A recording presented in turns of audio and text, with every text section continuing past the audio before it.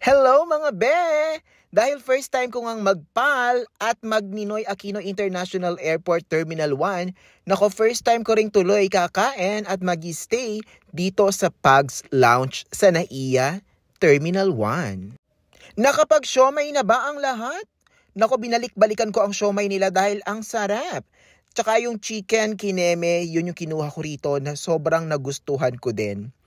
2:30 PM pa ang flight ko kaya naman nakapagtambay talaga ako ng bonggang-bongga dito sa lounge at nakarami tayo ng siomay, opo.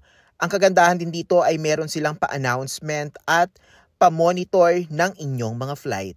At nag-white wine din ang person, yes, malalasing bago ang flight ang ating atake for today's video.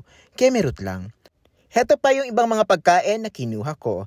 Thank you so much for watching mga be and join me sa aking South Korea trip.